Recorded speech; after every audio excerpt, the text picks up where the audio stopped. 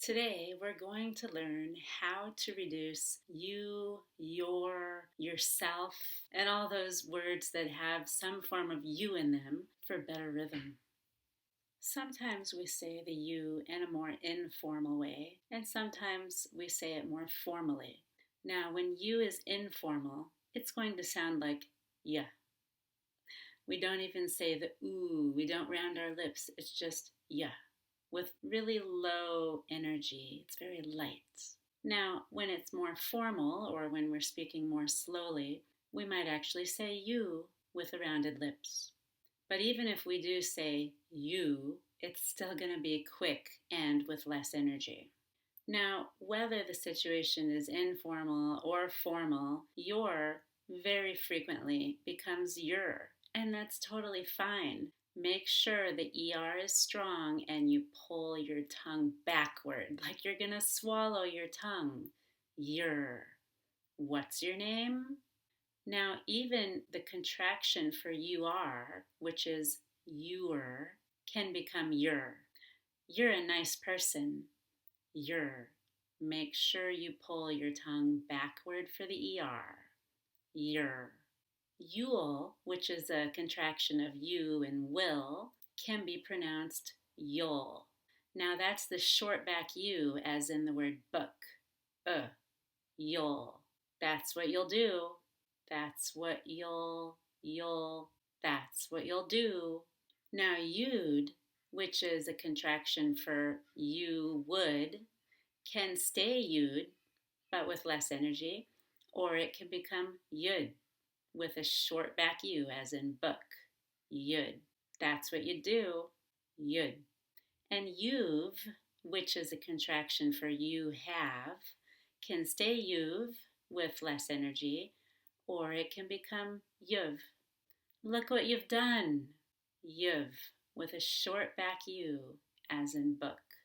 Look what you've done. Repeat after me. I'll tell you later. I'll tell you later. You want to keep tell and later the same distance apart. Now, if you're not sure why, go back and watch my video on rhythm. You is going to get reduced to ya. And notice it's really low energy between tell and later. I'll tell you later. What's your name? I don't have to say, what's your name? It's just, what's your name? You can either say, Whatsher or Whatsher. You can make that SH. If you're not sure why, go back and watch my video lesson on blending. What's your name? You're right. I don't have to say you are right or you are right. I can just say you're right. And I'm making an ER sound by pulling my tongue back. You're right. You'll do fine. You'll do fine. Notice that when I clap, I sneak in the word you'll right before I clap for the word do. You'll do fine. You're going to emphasize do because it's a verb, but not you'll because that's a pronoun and a helping verb combined together. You'll do fine. You've had a rough day. I want to emphasize had, which is the main verb, rough an adjective, and day a noun. But the you have at the beginning is contracted into you've, which I pronounce you've to make it really quick. And notice that when I clap, I start my clap on had, and you've sneaks in right before it. You've had a rough day. You'd better be careful. You'd better be careful. So you want to stress better and care. But the yud, which stands for you had better be careful, is just going to be yud with that short back U as in book. You'd better be careful. You'd love it if you tried it. I really want love and tried to be super clear. You'd love it if you tried it. But the yud is really fast in front of love. You'd love. You'd love it if you tried it. You do have to make sure to get the held D in front of love. So you have to squeeze your throat and hold your breath. You'd love. You'd love it if you tried it. Let's say this next question both formally and then informally and more quickly. Where can you go when you want to get your hair done? Where can you go when you want to get your hair done? In the informal version, I changed can you to Kenya. Where can you? Where can you go? Where can you go when you want to get your hair done? Even get your was changed to get your. Get and your blended into a CH, while your reduced to your. Get your. Where can you go when you want to get your hair done? Now for the answer. Again, let's do it two ways. You can go to the beauty salon or the barber shop when you want to get your hair done. Repeat the informal version after me. You can go to the beauty salon or the barber shop when you want to get your hair done.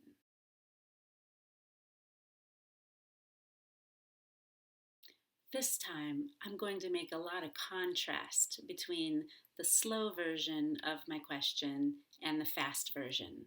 See if you can notice the differences. How can you quit your job without making yourself look bad or ruining your references? How can you quit your job without making yourself look bad or ruining your references? I hope you notice the difference. To me, the second one seemed a lot more natural and is the one that you're going to hear. For how can you, I said, how can you? How can you quit your job? Quit your became quit your. How can you quit your job without making yourself? It's not making yourself, it's making yourself. We stress self. Ruining your references instead of ruining your references. It's just ruining your references. Let's listen to two versions of the answer. You quit your job without making yourself look bad by giving your boss 2 weeks' notice. Or the second version. You quit your job without making yourself look bad by giving your boss 2 weeks' notice. Now I'm able to give more intonation and vocal variety to my sentence because I have moments in the sentence where I contract and speed through the function words. Then I can give more time and energy to the words I want to stress. You can quit your job instead of you can quit your job. You can quit your job without making yourself look bad by giving your boss instead of giving your boss. It's just giving your boss 2 weeks' notice. Repeat the informal version after me. You can quit your job without making yourself look bad by giving your boss 2 weeks' notice.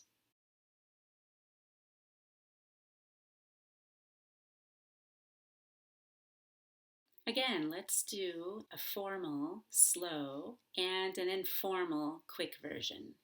Notice how the informal, quick version seems a lot livelier and more natural. When you see a black widow spider in your house, what should you do? When you see a black widow spider in your house, what should you do? Instead of when you see, I say when you see. When you see. Now, when ya is sped up in front of see, and I don't clap until I get to see. When you see a black widow spider in your house, so it's not spider in your house, but it's a spider in your house, what should you do? I want to stress what because it's a question word and do the verb, but the shuja is really fast and you becomes ya. And you can make a J between should and ya if you want to. What should you do? Repeat the informal version after me. When you see a black widow spider in your house, what should you do?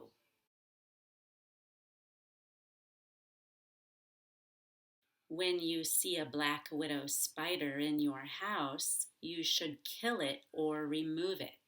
When you see a black widow spider in your house, you should kill it or remove it. Instead of saying you should kill it, I just say you should kill it.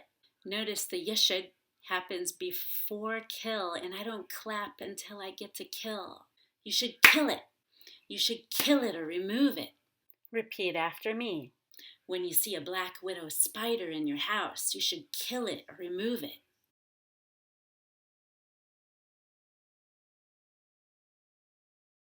Let's do it the boring way first. When the interviewer asks you if you have any questions, what can you ask? When the interviewer asks you if you have any questions, what can you ask? So instead of saying asks you if, I say asks you if.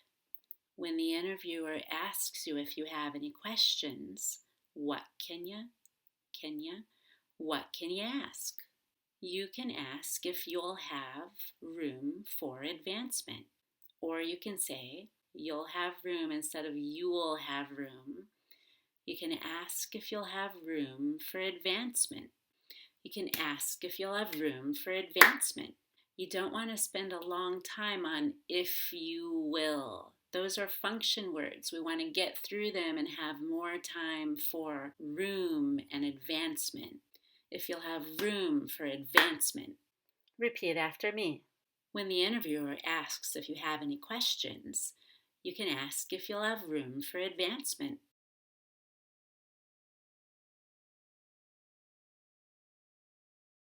Here's another sentence. The first time I say it, I'll say it very clearly. So clearly that it'll be boring. If you've been feeling sick for a long time, what should you do? Now I'll say it more naturally.